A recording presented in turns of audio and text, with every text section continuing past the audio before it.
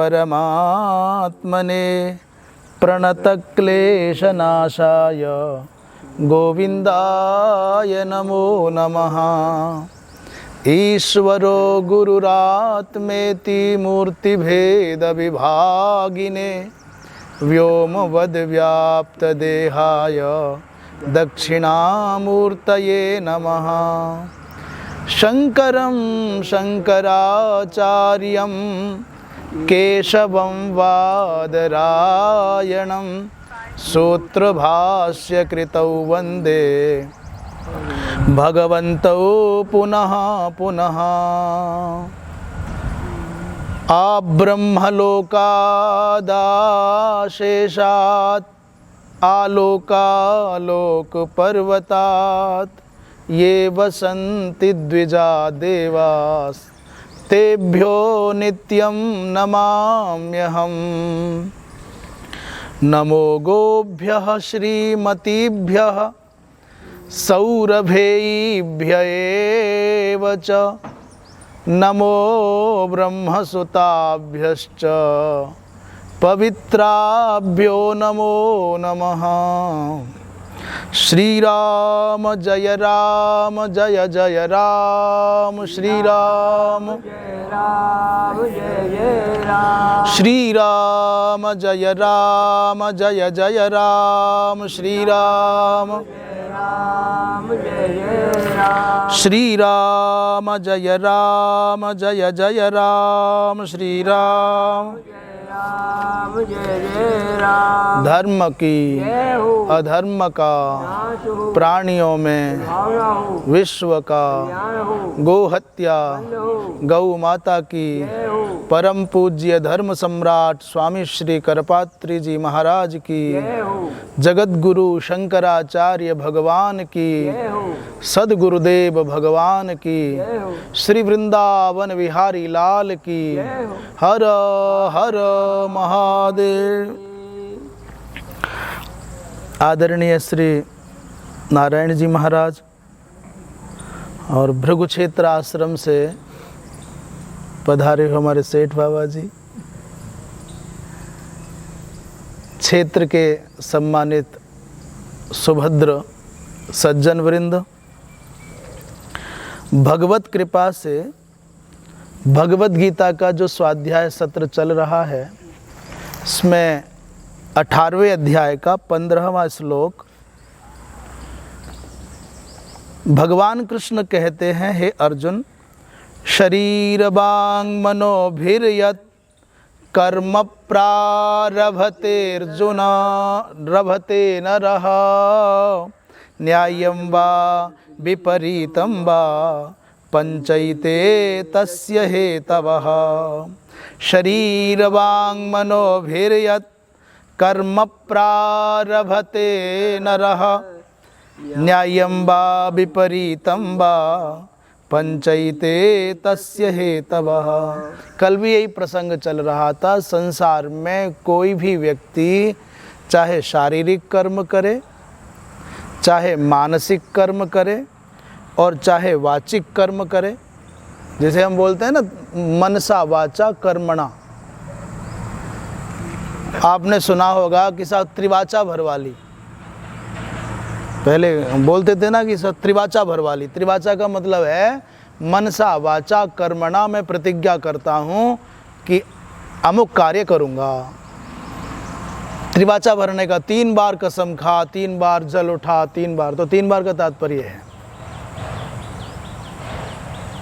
चाहे शारीरिक कर्म किए जाएं, चाहे वाणी के कर्म किए जाएं, चाहे मन के स्तर पर कर्म हो, परंतु हे पार्थ, उन सब कर्मों का जो मूल कारण होगा वो 5 ही होंगे। कौन कौन से? अधिष्ठान, कर्ता, करण, विविध प्रकार की वायवीय चेष्टाएं और दैव, यही सब 5 होंगे। वो चाहे धार्मिक हो चाहे अधार्मिक, अच्छा हो या बुरा, पर कारण यही होंगे। भाष्यकार ने कहा कि शरीर वांग मनोभी माने इन तीनों प्रकार के द्वारा संपद्यमान जो कर्म हैं वो चाहे न्याययुक्त माने धर्मयुक्त शास्त्रीय कर्म हो, चाहे उसके विपरीत माने अधर्म निषिद्ध और अशास्त्रीय कर्म हो, वो सब के सब चाहे निमिषित चेष्टादि हो जीवन के हेतु रूप में, पूर्वकृत धर्म और अधर्म का ये जो कार्य है वो न्याय और तद विपरीत देखा जाता है। कह रहे हैं भाई व्यक्ति की सहसा अच्छे काम में प्रवृत्ति हो जाती है, अच्छा काम करने लग जावे हो, और सहसा बहुत अच्छा काम करते करते गलत काम में उसकी प्रवृत्ति हो जाती है। फिर लोग कहते हैं भाई आदमी तो बहुत भला था, ये कैसे इससे गलत काम हो गया पता नहीं। क्योंकि पिछले जन्मों में जो आपने कर्म किए हैं वो पिछले जन्मों के कर्म ही प्रारब्ध बन करके इस जन्म में मिलते हैं। अब ये चर्चा आ गई तो इसको और स्पष्ट कर दें। बोलिए वृंदावन बिहारी लाल की। लोगों में बड़ी भ्रांति है, भाग्य बड़ा है कि कर्म बड़ा है, पुरुषार्थ बड़ा है कि दैव बड़ा है। बहुत कुछ आदमी अपना माथा पकड़ करके बैठ जाते, मेरा तो लक खराब है, लक बोलते हैं, मेरा तो सब भाग्य ही माड़ा है। कुछ लोग भाग्य को बिल्कुल गिनती नहीं गिनते, वो अपने पुरुषार्थ पर बहुत विश्वास करते हैं, मैं तो करके खाने वाला हूँ। पर पुरुषार्थ माने कर्म का पक्ष लेने वाले लोग हों और चाहे भाग्य के समर्थन की बात करने वाले हों, दोनों अधूरे हैं।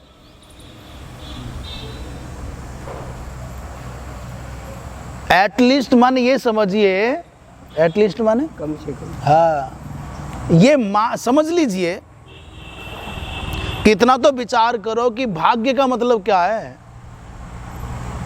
प्रारब्ध का मतलब क्या है। बस इतना सा समझ लीजिए कि एक फल जो कच्चा है वो पुरुषार्थ है, और वो पक करके तैयार हो जाए ये प्रारब्ध है, ये भाग्य है। एक तरह से मानो कि दोनों एक सिक्के के दो पहलू हैं, इधर देखोगे तो भाग्य दिखेगा और इधर देखोगे तो पुरुषार्थ दिखेगा। पिछले जन्मों के जो भी कर्म अच्छे बुरे, धर्म अथवा अधर्म, पुण्य अथवा पाप हमसे हुए, वो सब पक करके अब फल देने के योग्य हो गए। जो इस जन्म में मिल रहे हैं वो प्रारब्ध है। भाग्य माने पिछले जन्मों के कर्मों का फल है, और पुरुषार्थ माने वर्तमान जीवन में जो हम कर रहे हैं। जैसे एक पंख से उड़ना संभव नहीं है आकाश में, कोई पक्षी उड़ना चाहे तो एक पंख से नहीं उड़ सकता। उभाभ्याम, दोनों पंखों की जैसे आकाश में उड़ने के लिए आवश्यकता है, ऐसे ही संसार में प्रगति करने के लिए, कुछ पाने के लिए मनुष्य को दोनों चाहिए। अकेला पुरुषार्थ यदि प्रभावी होता तो महाराज 12-12 घंटे फावड़ा चलाने वाला किसान मजदूर वो सबसे अमीर होता। यदि केवल अकेला पुरुषार्थ ही प्रभावी होता तो जितनी मेहनत इस धरती पर अपने पसीने की बूंदों से सींचता है धरती की छाती को, वो किसान और वो मजदूर तो सबसे ऊंचे होने चाहिए थे। पर जब भाग्य साथ में नहीं है तो क्या करोगे। इसलिए पुरुषार्थ और भाग्य दोनों का योगदान आवश्यक है, दोनों की ही परमावश्यकता है।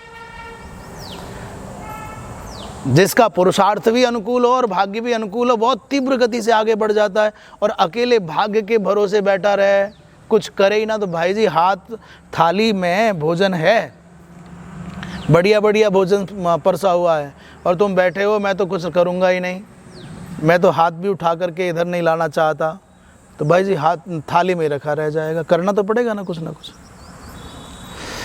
एक जगह की बात है, कहीं यज्ञ कर रहे थे, और यज्ञ में जब प्रारंभिक दौर होता है तो थोड़ी कठिनाइयाँ आती हैं। कहीं जाते लोग, अब बताना, नगर का नाम नहीं बताना चाहते, आप रहे हैं वहाँ, तो बड़ी कठिनाइयाँ आ रही थी। प्रायः धार्मिक कार्य के लिए जो सहयोग धनराशि का चाहिए वो मिल नहीं रहा था। जो लोग संपर्क करते थे वो थोड़े उदास हो गए, थोड़े हताश जैसे हो गए। मेरे पास आए महाराज जी तो सब बहुत मुश्किल लग रहा है। मैंने कहा भाई देखो बात यह है, निराश मत हो, यज्ञ शुरू हो जाने दो, यज्ञशाला में अग्नि स्थापन हो जाने दो, एक बार देवताओं के मुख में आहुति जाने दो, और जैसे भूखा व्यक्ति भोजन शुरू होते ही प्रसन्न हो जाता है, वैसे ही देवता प्रसन्न होंगे और फिर सब काम ठीक हो जाएगा। पहले दिन तक जब तक अग्नि स्थापन नहीं हो तब तक बहुत निराशा, जो कमेटी के लोग थे, जो जुड़े हुए थे भाई लोग, खर्चा बहुत बड़ा है जी, 100 कुंड का यज्ञ था, बहुत विशाल यज्ञशाला थी, बहुत ब्राह्मण संत आ गए तो थोड़ी कठिनाई महसूस कर रहे। पर यज्ञ शुरू हुआ, उसके बाद में शोभा यात्रा बहुत अच्छी निकल गई, कलश यात्रा। उसके बाद में फ़ोन आने लगे उनके पास में, भाई जी आए नहीं आप, हमको कैसे छोड़ दिया आपने, एक बार आओ तो सही। तो वो जब पहले 4-5 फ़ोन आए तो कमेटी के जो मुख्य लोग थे वो दौड़े दौड़े आए, महाराज जी क्या जादू हो गया, जो हमको आता हुआ देख करके भाग जाते थे, कई जगह से हमको दुत्कारा गया, पानी की नहीं पूछा, चाय तो बहुत बड़ी बात है, वो फ़ोन करके कह रहे हैं भाई हमको कैसे छेक दिया, आओ ना लेने के लिए आओ। और कोई 21 दे रहा है, कोई 51 दे रहा है, ऐसे करके मैंने 21-51 मैंने 1000 की बात कर रहे हैं। तो हमने कहा भाई हम तो आपसे पहले ही बोलते थे कि ये देवताओं को तृप्ति होने दो फिर शुरू हो जाएगा। तो एक दिन हमने किसी प्रवचन में ये बोल दिया कि भाई आप घबराओ मत, सारे काम अच्छे से होंगे, तुम केवल बैठ कर के तमाशा देखना। जैसे बोल देते हैं, जो कि हो सकता है साधु थोड़ा अंदर तक देख पा रहा हो, संसारी उतना अंदर तक झांक के नहीं देख पाता, शायद ऐसा हो। तो हमने भाई घबराओ मत, परेशान नहीं होना, सब अच्छा होगा, बैठे बैठे तमाशा देखोगे, आनंद आएगा। तो ये चर्चा चल रही थी। अब ये जब काम चल पड़ा तो एक ने प्रश्न किया पूर्णाहुति से 2 दिन पहले, कुछ लोग बोलने वाले होते हैं ना, कि महाराज जी एक शंका है। क्या है भाई जी? मैंने कहा पहले तो ये बताओ कि तुम्हारा सब तुम्हारे नियंत्रण में है ना, आय व्यय का सब कितना खर्चा होना वो तुम्हारे पास? हाँ साहब हो गया, अब मांगने की ज़रूरत नहीं पड़ेगी, ना मांगने जा भी नहीं रहे, अब तो बिना मांगे आ रहा है। क्या शंका है भाई जी? उन्होंने कहा आपने कहा था बैठे बैठे देखते रहना, कुछ करना नहीं पड़े, पर जाना तो फिर भी पड़ रहा है हमको। गए तो हम जरूर, जाना तो पड़ा ना लोगों के पास में, करना तो पड़ा। अब हर आदमी के अपने मन की बात है ना। हमने कहा भाई तुम्हारे घर के आंगन में बरसात हो रही है और तुम चाहते हो कि मैं बाहर निकलूं नहीं, अपना बर्तन भी रखूं नहीं, और मेरे घर में बरसात का पानी मेरे घर के अंदर जो कमरे में रखा हुआ बर्तन है उसमें भर जाए, ये चाहते हो क्या? अब मेरी बात समझ रहे हो क्या कहना चाह रहे हैं हम? हमने उनसे कहा कि तुम्हारे घर के आंगन में बरसात हो रही है, तुम चाहो तो कमरे से बाहर निकलो, अपना बर्तन रख दो, भर जाएगा वो। परंतु तुम ये चाहते हो कि ये भी ना करना पड़े और बर्तन मेरा भर जाए, तो ये चाहते हो क्या? भर सकता है क्या? उन्होंने कहा नहीं भर सकता। मैंने भर सकता है, बाढ़ आ जाए घर डूब भी सकता है बेटा। भगवान की कृपा की परीक्षा नहीं लेनी चाहिए। तुम ये चाहो कि बिना कुछ किए तुम्हारे बर्तनों में पानी भर जाए तो तुम्हारी छत भी डूब जाएगी भाई, कुछ नहीं करना पड़ेगा, बाढ़ में सारा डूब जाएगा। और तुम चाहते हो कि हम सुरक्षित भी रहें और भगवान की कृपा को पचा भी लें, तो भाई थोड़ा तो कर, कमरे के अंदर से निकल करके बर्तन तो आंगन में रख। तो उसने कान पकड़ लिए, भाई बिना मेहनत के बर्तनों को भरता हुआ देखना चाहते हो तो वो तो बाढ़ भरेगी, फिर थोड़ा तो पुरुषार्थ इतना तो करना पड़ेगा। हमने कहा एक समय था तुम्हारी सूरत देख करके डर के भाग जाते थे लोग, कहते मोड़ा है मोड़ा, राजस्थान में मोड़ा कहते हैं महात्माओं को, है मोडो आ गयो है, हाँ मोड़ा आ गया। तो जो लोग तुम्हारी सूरत देख के भाग जाते थे वो तुमको भाई साहब कह करके प्यार से बिठा रहे हैं अपनी गद्दियों पर, तुमको अब बिना मांगे ऑफर कर रहे हैं। और क्या चाहते हो भाई जी? तुम तो केवल बर्तन ही तो रखा है आंगन में, भर तो वो रही है। इसलिए पुरुषार्थ के बिना कोई कोरे भाग्य के भरोसे उड़ान भरना चाहता है, ये भी नहीं होगा। और कोई पुरुषार्थ, कोई भाग्य को तिरस्कृत करके, दुत्कार करके केवल पुरुषार्थ के बल पर कुछ पाना चाहता, ये भी नहीं होगा। क्रिकेट के खेल में सचिन बनने के लिए, कोहली बनने के लिए पुरुषार्थ के साथ में भाग्य की भी जरूरत है। खेलते तो लाखों लड़के हैं, लड़कियां हैं, और 10-10, 20-20 साल तक लगे रहते हैं, पर सारे तो वहां तक नहीं पहुंच सकते ना। पुरुषार्थ भी चाहिए और भाग्य भी चाहिए। पूज्य महाराज जी ने बड़ी आराधना की, अन्न तो लेते ही नहीं थे, नमक मीठा छोड़ दिया और बहुत तपस्या की। बोले वृंदावन बिहारी लाल की। तो भाई दोनों की आवश्यकता है, इसलिए दोनों का आदर करना चाहिए। कह रहे हैं भाई पहले जो पुण्य पाप किए उन्हीं का तो परिणाम है, जो भी कुछ हो रहा है अच्छा और बुरा जो कर रहे हैं। आगे कहते हैं ननु अधिष्ठानादीनि सर्वकर्मणाम कारणानि कथम उच्यते शरीरवांग मनो भी कर्म प्रारभते इति। प्रश्न कर दिया किसी ने कि साहब पीछे तो आपने 5 कारण गिनाए थे, अधिष्ठान, कर्ता, करण और विविध चेष्टाएं और दैव, और अब कहते हो 3, मन, वाणी और शरीर बता रहे हो। ऐसा कैसे कहा जा सकता है? तो कह रहे नहीं सदोषा, ये कोई दोष नहीं है, समझने का फर्क है, ये कोई दोष नहीं है। विधि प्रतिषेध लक्षणं सर्वं कर्म शरीरादि त्रय प्रधानम तथा दर्शन श्रवणादि च जीवन लक्षणं त्रिधा एव राशिकृतं उच्यते शरीरादि भी आरभते इति। ये कोई दोष नहीं है। विधि और निषेध, क्या कर्तव्य है और क्या अकर्तव्य है, क्या करना चाहिए क्या नहीं करना चाहिए, जितने भी कर्म हैं ये सब के सब शरीर के द्वारा, वाणी के द्वारा, मन के द्वारा ही संपन्न होते हैं। ये देखना सुनना, जीवन की विभिन्न जो चेष्टाएं, ये जो भी कुछ है वो भी उन्हीं के अंतर्भूत मानी जाती है।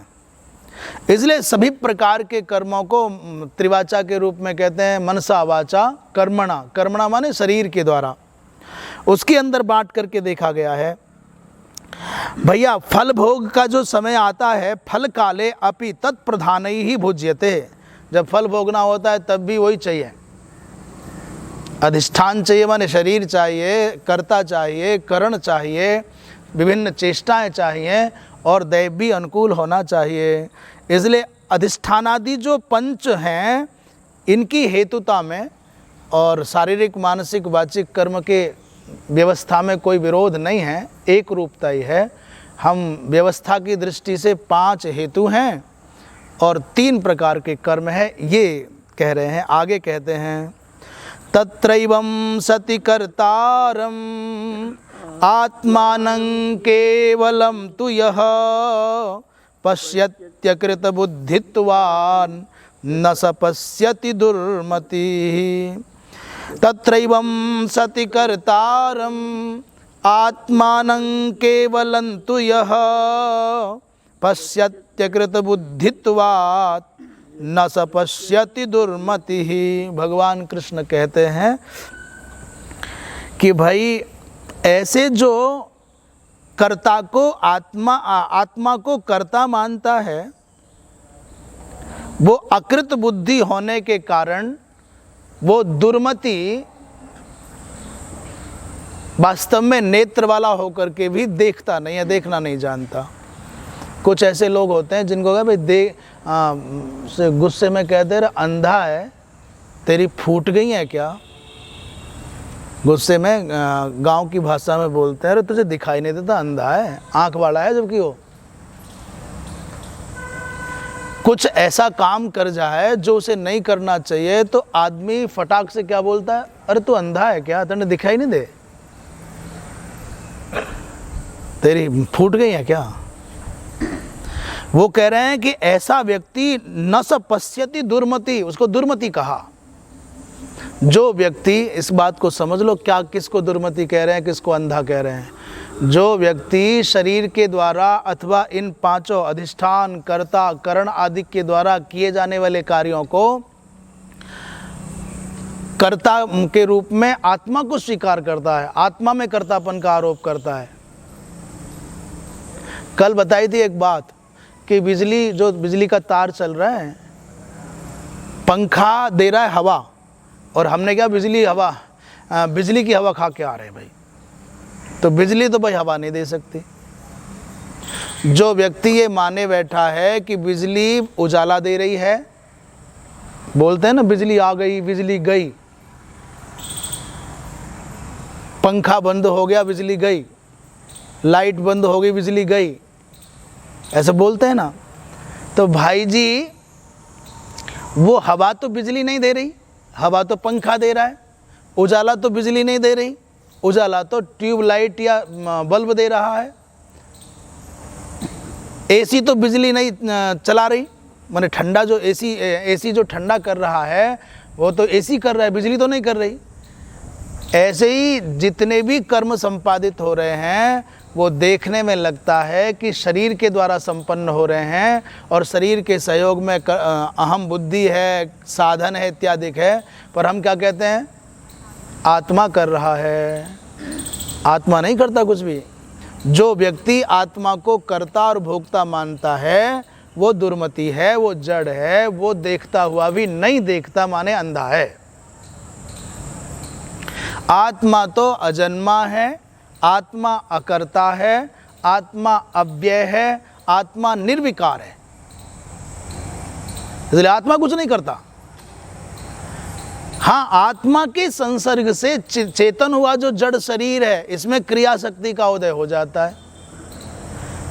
लोहा चल नहीं सकता, लोहा अपने आप हिल नहीं सकता, परंतु चुंबक पास में रख दो तो चुंबक और लोहे में क्या संबंध है? कुछ ऐसा है कि चुंबक पास में आती है तो चुंबक भारी होगी तो लोहा खींचा चला आता है, और लोहा भारी होगा तो चुंबक खींची चली आती है, पर कुछ है दोनों में। अकेली चुंबक कुछ नहीं कर सकती, और अकेला चुंबक को संस्कृत में कहते हैं अयस्कांतमणि, अयस्कांतमणि कहते हैं। जैसे सूर्यकांत मणि होता है, मणि होती है, चंद्रकांत मणि होती है, वैसे अयस्कांत मणि होती है। सूर्यकांत मणि होने पर सूर्य का जो तेज है वो पीड़ित नहीं करता, ऐसी अयस्कांत मणि होने पर जो चुंबक है वो लोहे को अपनी ओर खींच लेती है। जड़ होने पर भी लोहे में क्रिया का दर्शन हो जाता है जैसे, वैसे आत्मा के संसर्ग मात्र से इस जड़ शरीर में क्रिया का भान होता है, क्रिया होती नहीं है। ऐसा जो मानता है उसको दुर्मति का माने विवेक प्रतिबंधक पापे न मलिना मति यस्य स। विवेक की प्राप्ति में जो प्रतिबंधक है, बाधक है, उस पाप के द्वारा जिसकी बुद्धि मलिन हो गई है उसको कहते हैं दुर्मति। दुर्मति का साधारण अर्थ है दुर माने बुरी, दूषित, और मति माने बुद्धि, जिसकी बुद्धि विषय से, वासना से गंदी हो गई है। कह रहे इसका मन बहुत गंदा है। क्या अंदर किसी ने झांक के देखा है मन गंदा है? उसकी आँखों को देख लेते हैं, उसकी बातों को सुन लेते हैं, उसके आचरण देख लेते हैं तो कहते हैं इसका मन बहुत गंदा है, इससे दूर रहियो, मन बहुत खराब है इसका। हमारा मन अच्छा है कि बुरा है कैसे पता चलेगा? हमारी बातों से, हमारी आँखों से, हमारी दृष्टि से। हमारी दृष्टि भी बताती है कि हम कितने हैं, कैसे हैं। आपकी चेष्टाएं, आपके आचरण भी आपके मन का दर्शन कराता है। कोई व्यक्ति बोलता है तो वो अकेला नहीं बोलता, ध्यान से सुन लेना साहब। जब कोई व्यक्ति बोलता है तो अकेला नहीं बोलता। पता है कौन कौन बोलता है? उसकी गुरु परंपरा बोलती है, उसकी कुल परंपरा बोलते, खानदान बोलता है, उसके घर के संस्कार बोलते हैं, उसकी सभ्यता बोलती है, उसके अंदर के अनुभव बोलते हैं, उसका ज्ञान बोलता है, उसके हृदय की जो दशा है वो शब्दों के माध्यम से व्यक्त होती है। तो व्यक्ति अकेला नहीं बोलता। कोई व्यक्ति डोलता है तो अकेला नहीं डोलता, पूरा संस्कार, उसकी पूरी संस्कृति डोल रही है। उसके चलने से लोग कहते हैं कैसे घर का है, कैसे खानदान का है, इसके माँ बाप ने कुछ सिखाया ना क्या? एक लड़का, एक लड़की, एक खिलाड़ी कोई विश्व भर की प्रतियोगिता में खेलने जाता है, वो अकेला नहीं जाता। वो वहाँ उस समय अकेला कोई पर्टिकुलर व्यक्तिगत उसका अस्तित्व नहीं है, वो राष्ट्र का प्रतिनिधि है, वो पराजित होता है तो ये नहीं कहते कि वो हारा, क्या बोलते हैं? बोलो कौन? भारत हार गया। और वो जीतता है तो क्या बोलते हैं? भारत जीत गया। एक व्यक्ति के हारने से राष्ट्र को हारा माना जाता है, एक व्यक्ति के जीतने से राष्ट्र को जीता हुआ माना जाता है। एक व्यक्ति के कदाचरण का परिणाम ये नहीं कि वो मर गया, बिगड़ गया। मनुष्य को ये होश नहीं रहा है कि मैं बोलूंगा तो मेरी कुल परंपरा, मेरे पूर्वज, उसको ठेस लगेगी। इसलिए जब हम बोलते हैं तो बहुत कुछ बोलता है, केवल तुम शब्द नहीं बोलते। इसलिए महापुरुषों ने कहा, मनीषियों ने कहा कि बोलने से पहले 100 बार तोलो और तब बोलो। बुद्धिमान व्यक्ति बोलने से पहले सोचता है और बोलने के बाद में जो सर खुजाता है, गलती हो गई, मैंने क्यों बोल दिया, वो कौन होता है उसकी पता नहीं। बुद्धिमान व्यक्ति बोलने से पहले विचार करता है और मूर्ख व्यक्ति बोलने के बाद में विचार नहीं करता, पछताता है। इसलिए हमको बाद में ना पछताना पड़े, पहले ही विचार कर लो, सारी बातों पर विचार करके बोलो, क्योंकि हल्के शब्द हमारे हल्केपन के द्योतक हैं। नकारात्मक सोच हमारी नकारात्मकता का प्रदर्शन करती है। इसलिए व्यक्ति को सब विचार कर लेना चाहिए। वृंदावन विहारी लाल की जय।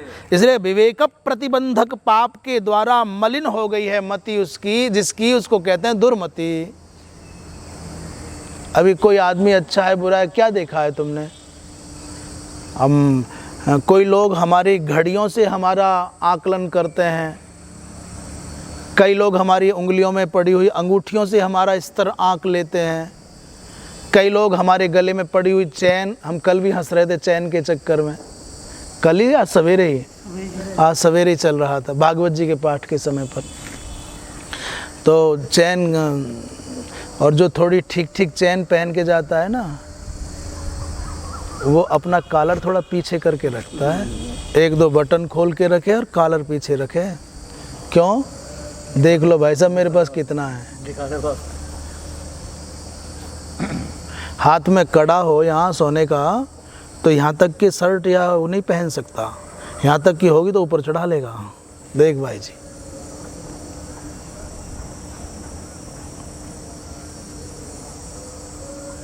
बोलिए वृंदावन विहारी लाल की। तो क्या बात चल रही थी? कैसे मालूम पड़े कोई अच्छा और बुरा है? कोई लोग हमारे शरीर से, हमारे रूप से, रंग से, सूरत से हमारा आकलन कर रहे हैं।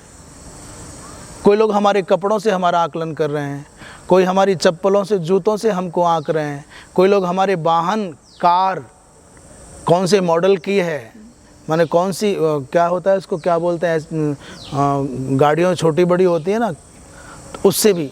एक महात्मा जी हमारे यहाँ बहुत प्रेमी हैं, आते हैं तो सुनते हैं उनकी गाड़ी 1 करोड़ से कुछ ऊपर की है। कई महात्मा ऐसे तो जो ऐसे आते हैं जिनके पास बहुत महंगी है। अच्छा, हाँ, संपूर्णानंद जी महाराज, अच्छा हाँ, संपूर्णानंद जी महाराज आए थे वहाँ, चंडीगढ़ वाले महाराज जी। ऐसे ही हम सच बतावें, आपको अपने मनोवृत्ति की बात बतावें, जिसमें कोई ऐसा नहीं कि अपने ही कह रहे हैं। हमने कभी जीवन में ये विचार नहीं किया कि वाहन का मतलब क्या है। सिर्फ इतना समझते हैं कि वाहन की उपयोगिता यह है हमको लक्ष्य तक ठीक समय पर पहुंचा दे। हमको तुमको उस पर चलना है, रिक्शा पर। हम तुरंत वृंदावन में एक दिन कहीं जाना था, आदरणीय श्री प्रखर जी महाराज के दर्शन करने ना, तो हमारी गाड़ी थी दादरी खड़ी आश्रम पर। वहाँ चूँकि अब अनुष्ठान में बैठे हैं, मौन है, कहीं जाना नहीं आना नहीं, में जब गाड़ी खड़ी गई वहीं पे खड़ी रही। तो अब वो यहाँ गाय भेज जाते तो जितनी दुनिया की गाड़ियाँ सब हमारी हैं ही, ज़रूरत पर जो काम आ जाए 10 खड़ी कर लो, उससे क्या फ़र्क पड़े। तो क्या हुआ, हमने कई लोग कहते थे महाराज जी कोई आवश्यकता पड़े तो हमारी गाड़ी मंगवा लीजिए, हमारी गाड़ी, ऐसे प्रेम करने वाले कह देते हैं। वृंदावन में भी वो हमको उस रिक्शा में देख करके बहुत आश्चर्य करें, और मैं नंगे पाँव भी था। उनका आप ऐसे आए हैं, आप हमसे कहते हैं हम ये गाड़ी। क्यों भाई जी, आ गए ना, साधन को देख रहे हो कि मुझको देख रहे हो? अब तात्पर्य सिर्फ जहाँ हम रहते वहाँ भी लोगों ने मना किया, नहीं महाराज इस पर मत जाइए, नहीं महाराज इस पर मत जाइए, पर हमको सिर्फ ही ठहरे, ई रिक्शे से चले गए। फिर उधर से कहे हम छोड़ देंगे, नहीं भैया हम अब जिस साधन से आए उसी से जाएंगे। महत्व इस बात का नहीं है कि तुम किस साधन से आए हो, महत्व इस बात का है कि तुम्हारा साध्य क्या है। साधन तो छोटे बड़े हो सकते हैं, जीवन गुजारने के लिए एक बहुत बड़ा महल बना लो या छोटी सी कुटिया बना लो, महत्व उस बात का नहीं है, जीवन जीने का उद्देश्य क्या है। बहुत आलीशान गाड़ियों में चल लो, साधु माने वो हो जब एसी मिले तो उससे भी ऐतराज़ ना करे, और वैसी मिले तो उससे भी ऐतराज़ ना करे, जैसी मिले तैसी में निर्वाह करे, और जो जैसी मिले तैसी में निर्वाह नहीं करता तो उसकी तो ऐसी और फिर तैसी होती है। एक हंसी की बात बता दें, आप लोगों ने ज़्यादातर देखा होगा, ये पंखा वंखा ना होते थे पहले, ना टेबल फैन होता था। मास्टर जी होते थे क्या टेबल फैन? आपके बचपन में होता था क्या? आ गया था कोई? टीवी आ गया है? हमने 68 में 10वीं करी, हाँ, तब तक बिजली भी नहीं थी। अच्छा, हाथ के पंखे होते थे, और ज़्यादा से ज़्यादा कुछ ठीक घरों में वो घर के आंगन में या किसी में वो वाला रस्सी बांध करके वो वाला होता था, कपड़ा सा घेर के। मैं सच कहता हूँ, उससे ज़्यादा उत्तम स्वस्थ रहने वाले व्यक्ति के लिए कोई साधन नहीं है हवा प्राप्त करने का। जितनी शरीर को हवा की आवश्यकता है उतनी उससे मिलती थी, हाथ से उतनी मिले, हाथ उतना ही चलेगा जितनी की ज़रूरत होगी। अब हमने सुविधाओं के चक्कर में पहले क्या आया, हाथ वाले पंखे की जगह क्या आ गया? सेठ बाबा क्या आया सबसे पहले? बोले टेबल फैन आ गया। जिसके यहाँ टेबल फैन होता था वो राजा माना जाता था। अरे भाई, उसके यहाँ तो पंखा आ गया, बिजली आड़ा। तहसीलदार ने की लगा तो हवा अब फिर वो रूफ फैन, क्या छत वाला सीलिंग फैन आ गया। लोगों ने कहा अरे सुविधा नहीं, बहुत गर्मी लगती है, आदमी परेशान होता चला गया। हाथ वाला तो गया हाथ से, अब वो बिजली वाला, अब वो परेशान, तो लोगों ने कूलर मंगा लिया। पानी भरें, खूब मेहनत करते थे, घर वो चलता, बहुत परेशान करता था। और पानी भरने में लोगों ने कहा अरे पानी भरने का झंझट खत्म हो, ऐसी सुविधा हो कि वो ठंडा सब हो, एसी ले आए। अब बताओ एसी के बाद में क्या लगवाएगा आदमी? एसी लगा तो आदमी की काया हो गई खराब। डॉक्टरों के पास में गया, मेरी तबीयत खराब है, मैंने बचा। डॉक्टर कह रहे एसी तो ना लगा, कि लगा तो है, कि तू जिंदा रहना चाहे तो एसी बंद कर दे। एसी की हवा तेने खाई, तू मरा।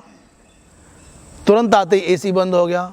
अब कूलर में लेटता है तो मज़ा नहीं आता, एसी वाले को कूलर अच्छा नहीं लगता, कूलर वाले को पंखा अच्छा नहीं लगता, और पंखा वाले को डॉक्टर ने कहा कि पंखा भी चला लिया ना तो मर जाएगा, तब क्या करूं गर्मी लगे? तो डॉक्टर ने कहा कि वो है ना हाथ वाला, जहां से मनुष्य चला था वहीं पहुंचा दिया गया विज्ञान के द्वारा। इसलिए हम क्या कहते हैं इसको, एसी से लौट करके कहाँ जाना पड़ेगा? बोले तैसी पर जाना पड़ेगा। ऐसी तैसी हो गई, जहाँ से हम पहुँचे थे वहीं लौट करके आ गए। डॉक्टर ने कहा नहीं, तो अब हाथ का पंखा कर रहे हैं, बालक बच्चे मौज ले रहे हैं, वो एसी में है। और भाई साहब को डॉक्टर ने मना कर दिया, घी के दर्शन तो कर सकता है, खा नहीं सकता, चख नहीं सकता, घी नहीं खा सकता। दूध बोले नहीं, दूध भी नहीं पी सकता। मीठा बोले नहीं, मीठा ही खा ही नहीं सकता।